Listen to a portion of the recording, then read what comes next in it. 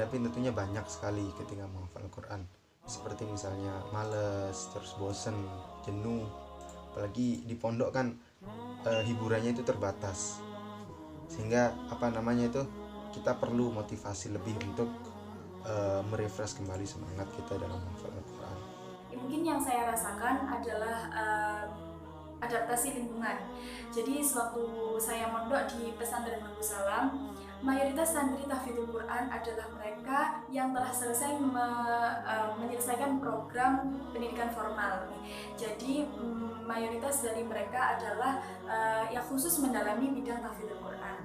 Nah, sewaktu itu saya adalah satu-satunya santri tahfidzul Quran yang juga sedang menjalani program pendidikan formal seperti itu. Jadi mungkin ada beberapa kegiatan yang khusus untuk santri tahfidzul Quran yang saya tidak bisa mengikuti karena berbarengan dengan jam-jam sekolah formal. Yang pasti ada banyak, karena sebuah ibarat pada sebuah bongkahan emas atau berlian yang berharga tinggi itu juga melalui proses dan kerja keras yang tinggi juga. Jadi kalau kita ingin menghafalkan Al-Quran, ketika kita ingin mendapatkan Al-Quran, kita harus juga dengan perjuangan yang tinggi, karena di situ ada tantangan, ada rintangan yang banyak pula.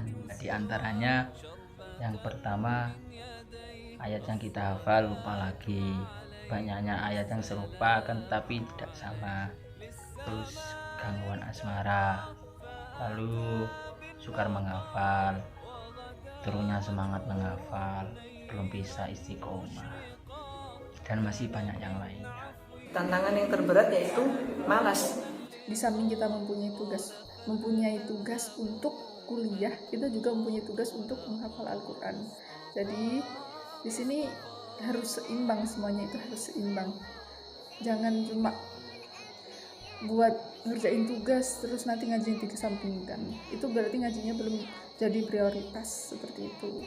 Rasa malas yang ada di diri kita sendiri. Rasa malas itu super sekali ya.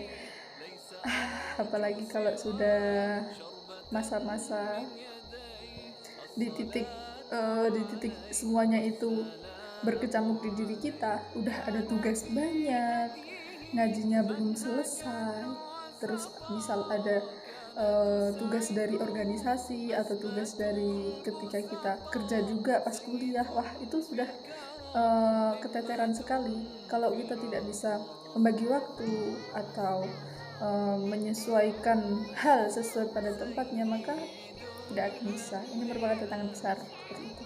Ya, seperti males itu tantangan yang terbesar. Kemudian tidak kerasan di pondok itu juga termasuk tantangan terberat karena menambah beban pikiran ya. Kalian akan menghadapi di mana menghafal itu masih belum ikhlas.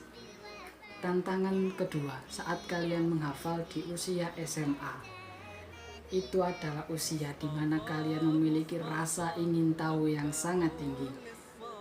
Akan menjadi halangan ketika rasa ingin tahu Anda tidak terkendali. Ketika menghafal sambil kuliah akan ada rintangan dua, yakni yang pertama, bucin. Itu tantangan pertama yang paling bisa dikatakan berat, karena usia-usia di mana sudah memikirkan masa depan. Yang paling pertama adalah bucin, itu yang paling harus kalian hindari. Yang kedua adalah lingkungan, di mana di daerah mahasiswa, di lingkungan mahasiswa itu tidak hanya lingkungan orang-orang yang solih dan solihah ataupun penghafal Quran semuanya, tidak. Tantangan terbesar saya yaitu saya kurang fokus. Pertama males karena ya males, sudah capek, waktunya deres, males. Terus kemudian yang kedua kesel, soalnya pas dia ada nggak hafal-hafal, kalau nggak gitu pas ayatnya bulat sulit. Kemudian yang ketiga jenuh.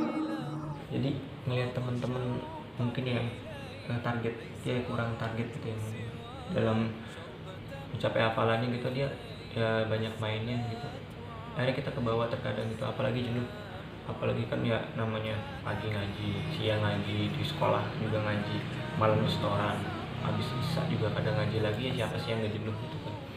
Tantangan terhebat lagi tuh ya memang rasa ngantuk pas lagi ngehafal. Tapi faktor utama itu malas, yang memang mengurangi motivasi itu di situ.